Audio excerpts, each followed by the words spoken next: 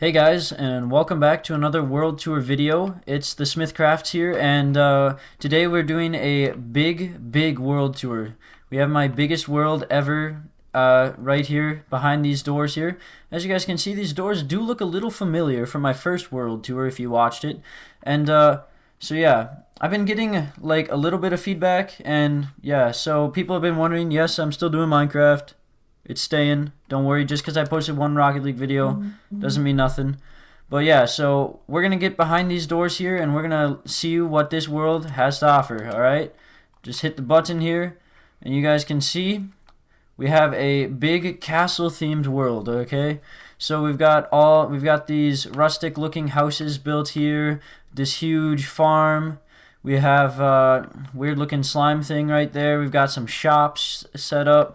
This house was built by the original Dury. That's pretty much the only thing he's done on this world, but he still got involved, so I'm happy for that. So yeah, if we come over here, we just walk through the village here. That's what I'm calling this area, the village. But so we've got some shops. We got the villagers here ready to trade us up. And as you can see, we have them labeled at what they trade. They trade toolsmith, you know, weaponsmith right here. I guess I just gave him my weapon. Don't escape. Okay, so we got our sword back, and then we have our leather worker here, obviously, and then we've got the butcher. So yeah, we've got these houses over here. They all have their interiors done up, some better than others. Personally, these two were done the best, but yeah, this one I just built in like 30 minutes. But as you guys can see, this is a little out of place. Well, I'll let you know that it is not out of place at all. If we come over here, you guys will be able to see that there is a huge ladder that goes down a very long way. This leads to the slime farm, which I did up, and it looks pretty nice down here, I think. I really like the green and the jungle wood with the dark oak. I think that they go well together, and I think that it signifies that it's a slime farm pretty good. So yeah, as you guys can see, there's slime pumping out of here. It's all automated. But we also have our good villagers down here. We have our Silk Touch villager, Aqua Affinity. We have this guy who is amazing. He's got Frostwalker for 10. That's okay, I guess. But he's got Fire Aspect for 24. That's okay. Then he's got Mending for 14 emeralds. That is amazing. That is one great trade right there. Then we've got a farmer. He does okay trades. I mean, he's got great, like, trades for automatic farms like pumpkins and melons, but then we've got this guy down here. He's got is sharpness 4. So yeah, these guys are all really good. As you guys can see, we have our chests for storing everything down here. We have an ender chest and a crafting table. And then behind this wall is where the slime farm is, and then the slime farm is a design by Il Mango. If you guys like automated farms, I seriously suggest that you guys check this guy out, because he is very smart. I don't even know how he makes some of his farms, but they are amazing. So check that guy out. And yeah, I will get right down to the tour of the castle now. So that's probably the coolest part of this whole thing, is the castle. So we're going to get right into it. See you in a sec. Okay guys, so this is the castle. I figured I'd give you guys the aerial view of it, just because I wanted you guys to see the sheer scale of how large this castle is. And when I'm giving you guys the rundown of the castle, here's my little villager breeder, by the way, ex-villager breeder. But yeah, when I'm giving you guys the rundown / tour of the castle, if I forget something, I'm going to come back and get it later in the video, because there's just so much stuff inside of this castle that it's going to be hard to remember it all in one go. So we'll come back and get it later in the video. But yeah, so when we walk in, you can see the path kind of leads us up. We go in here, you can see there's a beacon going up. We got 3 beacons going there. And then, so yeah, that took a lot, and the iron, having 3 beacons right next to each other actually saves a ton of iron. So I suggest you guys do that if you ever want to get more beacons than just one. Don't build separate pillars, pyramids. It wastes iron. I mean, it doesn't waste iron, you get more radius, but still. So yeah, if you come over here, you see all my animal farms, breeding up cows. We got a bunch of sheep here, just to, you know, I run in here every so often and shear them all. We have just a little bit of stuff in here. I don't usually keep all my stuff in there. Usually I have a pair of shears in there, but yeah, over here we have pigs recently killed off. We have chickens in here. Let's throw some chicken eggs. See if we can't get any to spawn. Nope, not lucky today. But yeah, so we got paths leading to all that. And then right here we have the recently changed, recently redesigned sugarcane farm. I originally had this as quartz and birchwood for some reason, even though my whole base is dark oak. So we had to redesign that for this. But yeah, I think that's looking much better. And then if we come over to the other side here, oh, by the way, that's all automatic, runs on an etho hopper clock.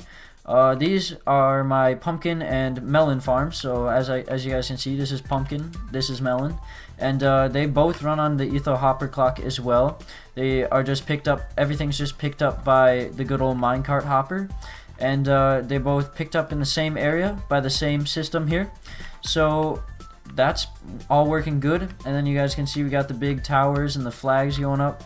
I actually haven't finished the flags because all the flags, but that's because I'm not actually completely done with this world yet, so I'm not going to give it the good old send-off like I've given the other two worlds on the world tours, because I absolutely love this world, so we're going to have to keep playing it.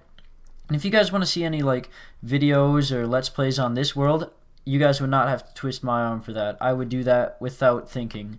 But yeah, so we've got this big tall cactus farm. I'm not a huge fan of all the glass. It doesn't look very rustic. Doesn't fit the build very well at all. That's why I tried to balance it out with that big tower theme up there. But you know, you take what you can get, and you don't have a fit, as most adults say. But yeah, if you come over here, you'll see we've got this tower over here, totally diminished by this huge tower over here and the very large farm in the back. But yeah, you can see we have, if any of you guys watch a guy named Mumbo Jumbo, we have a clock tower that was, the redstone inside was his design, but the actual clock tower around it I built myself. So I sent a picture of it to him, and he actually replied, and he said it was awesome. And so Mumbo Jumbo really said that he liked my world, because I sent him a picture of the whole castle, and then I sent him a close-up of the clock tower, and he said that he really liked it. So I thought that was really cool. And I'll put a picture of it up on the screen so you guys can see it, and I'll link him down in the description just because why not. But yeah, so if you come over here, you see a path. The path leads through here, and you guys can see this is where I do all my enchanting and stuff. It's end themed because why not? The end looks cool. All the end brick and the purple pillars and the end stone, all that stuff, all the dragons and stuff. But yeah, you can see it. This is where I keep my books labeled nicely. And then the lapis, I do a lot of enchantment, and I really like this room. This is probably my favorite enchantment room I've ever done. So yeah, you can see the little dragon heads sneaking out there. But yeah, so yeah, this is a pretty cool enchantment area. And as you guys can see, the clock tower's working good. But yeah, so I've been holding back on this, showing you guys this, and this is the big part of the castle here. This is my storage area. It's all automated, and this is all the storage for all my farms. So as you guys can see, I've been trading a bit, so we don't have that much pumpkin, but we do have a lot of watermelon. And I think that goes to show that these farms out here work wonders. I have to have 2 columns for watermelon, and I hardly ever AFK. Like, I don't AFK that much. We definitely have 2 for sugarcane as well. And then we have this, just because I had a ton of wheat from making that huge wheat farm out there. And we got cactus for the big cactus farm right there. Then we've got slime for that huge slime farm by Ilmango. So yeah, that's the bulk storage. And then over here we just have brewing stuff, you know, all the ingredients here, bottles here. I got all these bottles from somewhere special that I'll show you guys later in the video. But here we got the super smelter I designed myself. It's infinitely expandable, but I'll do a tutorial on that at some point. But your input goes into this chest, and a minecart hopper, or a hopper minecart takes it and just puts it into all these furnaces, and then it's evenly distributed. I have some iron in here apparently, so we can go put that away right now. I can actually go show you guys what's up. And as you guys can see, I have ender chests dispersed around the base just because it's nice to have them everywhere. Oh, yep, this is the little elevator. As you guys can see, doesn't work very good, but it gets the job done in such a tight area. But yeah, so as you guys can see up here, this is my just inventory storage area. So I just go plop all the stuff I want to get sorted in here, and it all gets sorted out into these areas. The sucky thing about this is I used a design by Impulse SV, which works great for bulk storage, but it doesn't work so good if you want to store like all the items in the game. So I have just all the miscellaneous stuff that's not getting stored there in here. And so it does get kind of disorganized, but it's pretty good because I can just like, oh, I need some redstone, I can come in here and grab that. Or I need some diamonds, bam, go in there. But yeah, so you guys can see another ender chest dispersed around. And then, let's see, we come over here. You can see we've got doors in and out of here. And of course we've got our beacon stuff on us all the time. I can show you guys the redstone for this. So this was a pretty huge redstone project. It required a ton of hoppers, which, as you guys know, requires a lot of iron, which, as you guys know, I love to build iron farms, so we do have one of those. We've actually got 2 of those on this world, because one of them failed epically, and I'll show you guys both of them at some point in this video. But yeah, so if you come out here, you'll see this is where I sleep. We've got the ender chest here, just in case I die and I need to grab some stuff out of the ender chest to go get my stuff. That's right there, just for if I need it. Then if you guys come out here, you've got like this rooftop garden. You got this like gazebo here. And then you've got a pool over here. And then it's just nice looking. Got the balconies and not balconies, overhangs and everything. But yeah, I like the rooftop garden idea. I had it and I was like, well, that could be cool. So I built it. I like it a lot. So yeah, we got the beds in here, and then if we come up here, we'll see my nether portal room, which on the other world, the last world tour you guys saw, I did a pretty cool one, but I decided to go a little bit simpler on this one. So we did, and I actually ended up liking it better because it's just more open and the portal's not as huge.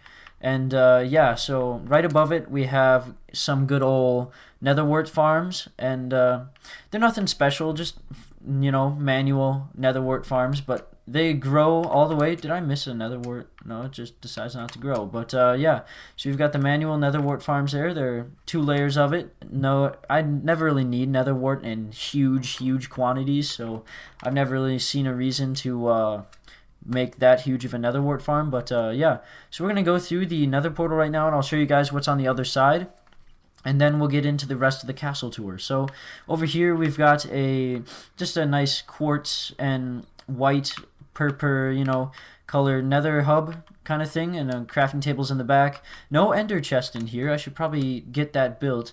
But yeah, so I really like the design of this room. It's been destroyed over and over, though. I really don't know how it keeps getting destroyed. So me and my friend, we fought the wither up like right above it. I don't know why we thought that was a good idea, but we fought the wither right above it. Literally the entire room got destroyed. And that didn't end so good, so I had to rebuild the entire thing.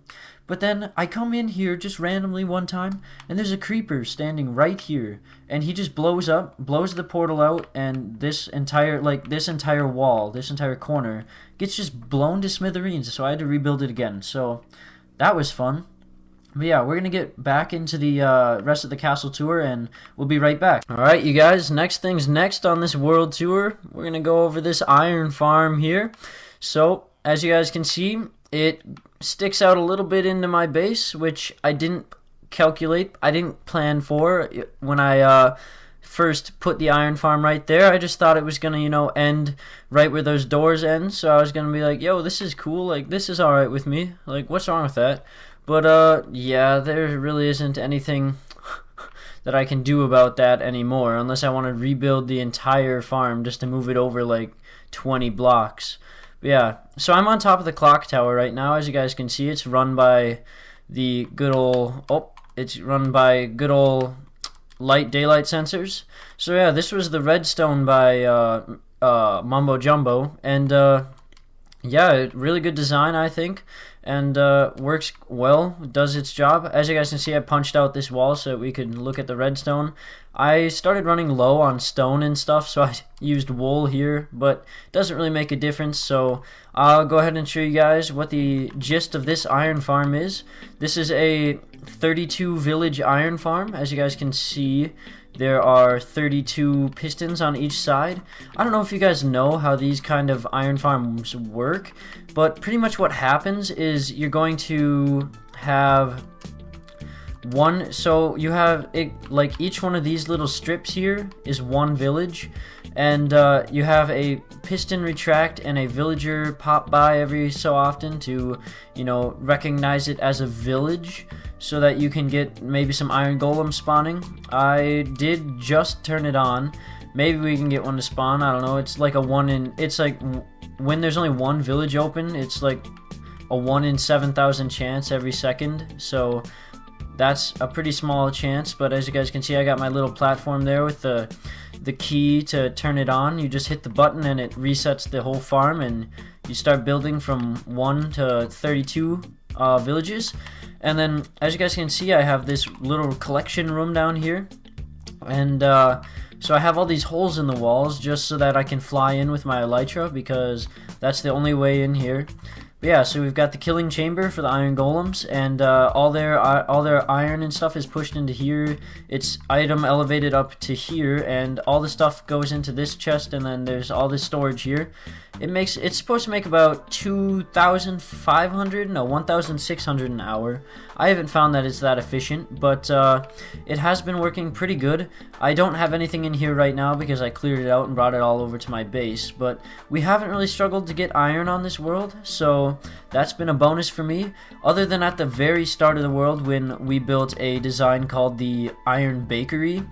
It works on the computer, but it doesn't work on Xbox because the spawn chunks on Xbox are not always loaded. This is the Iron Bakery, by the way, you guys.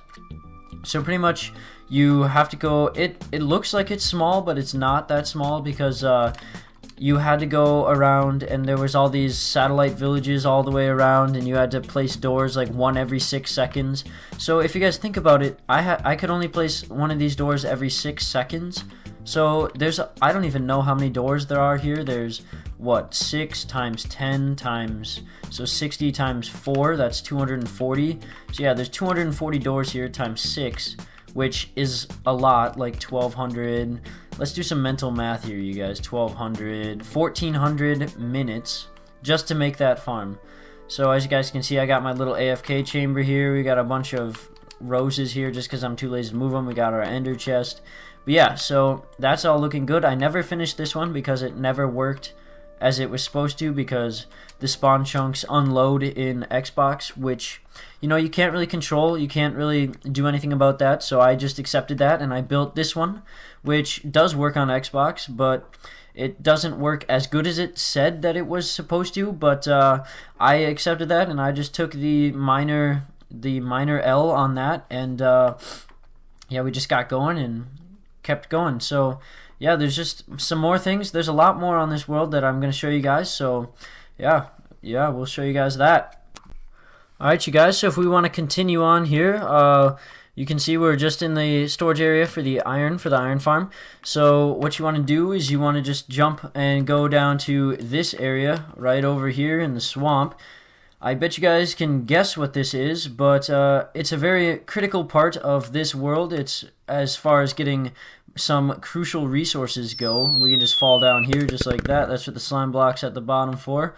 As you guys can see, it's slime infested in there, but that's okay. This is the witch farm. So pretty much I used another design by Il Mango. Works super fast and efficiently. Gets me redstone, glowstone, gunpowder, sugar, sticks, which is a great fuel source, by the way. If you just want to grab a bunch of sticks, if you just want to AFK at the witch farm, you can fuel all your furnaces for your super smelter all in one go. So it gives me bottles for brewing stuff. It gives me spider eyes in case I ever want to make a mass amount of poison potions or something like that, and then miscellaneous stuff, just because on Xbox the spawning algorithm for witch farms is not as good as it is for the computer, so other mobs can still spawn in the witch farm for some reason, but so all their drops will be in here. And so as you guys can see, it's a good amount of bones and arrows and stuff like that, so we can actually restock the arrows right now. But yeah, so it's all automatically sorted out, and I designed the room. I put these nice little wood pillars, the arches over. And I obviously use the most glowstone and gunpowder because I feel like those are the most handy ones. I just have a lot of redstone, you know. I've taken some out of here But yeah, and as you guys can see in my ender chest, I'll go over how I do my storage right now. I have this. This is my redstone shulker box. I renamed it the nerd box because nerds do redstone. But yeah, so we've got all our redstone components in there. We've got our black shulker box, which usually signifies that it's going to be our tools and necessity stuff like flint and steel. So every time I got caught up in the nether when the wither or a creeper blew up my portal, that's what I would use to get back in there. And then I got some spare pickaxes, another set of armor, a bunch of extra elytra with mending, a bunch of extra food, arrows, you know, the good stuff.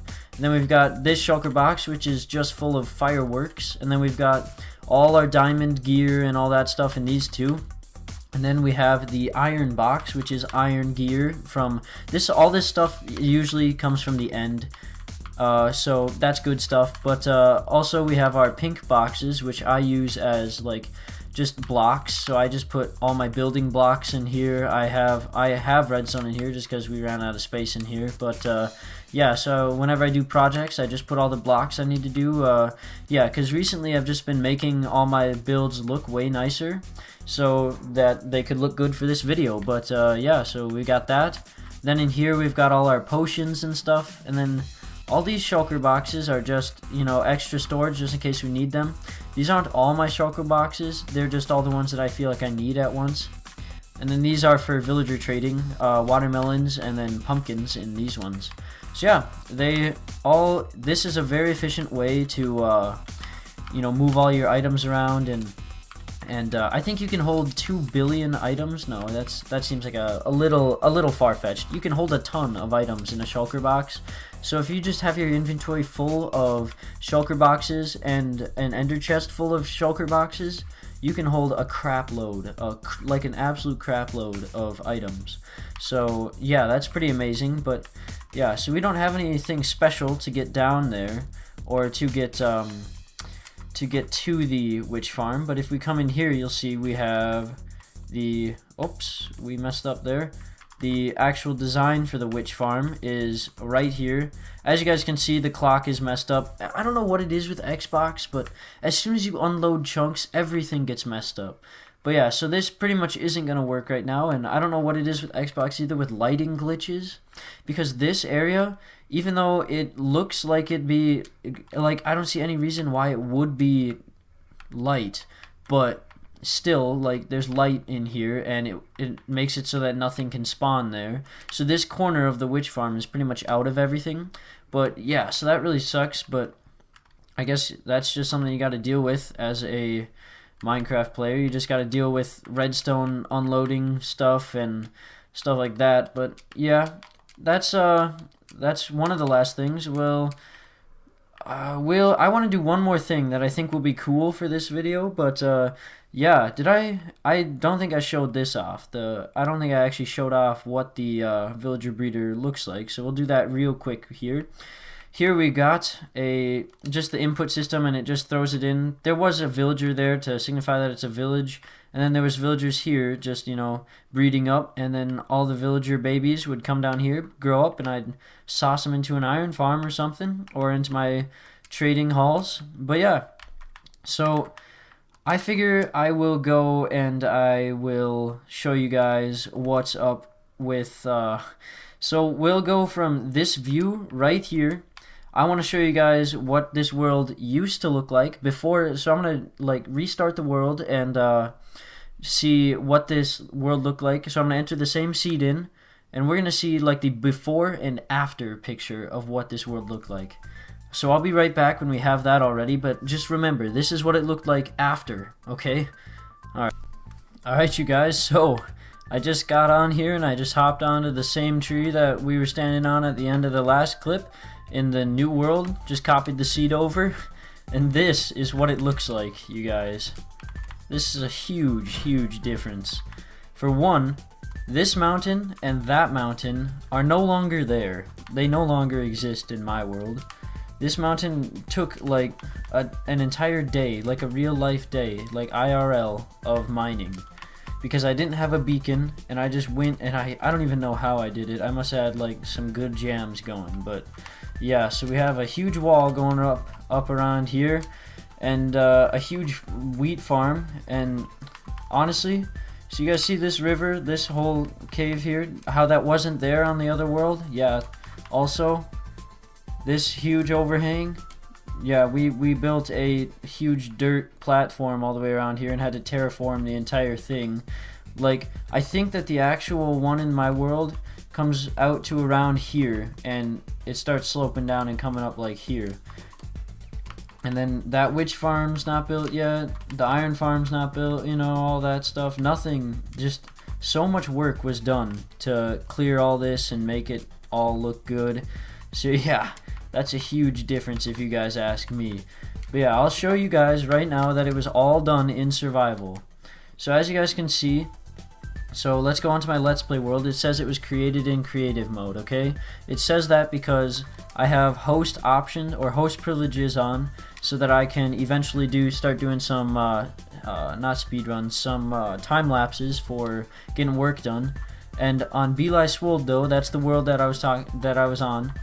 It's in survival mode. All of it was done in survival mode. That is the most impressive thing about this world, is that it was done 100% in survival.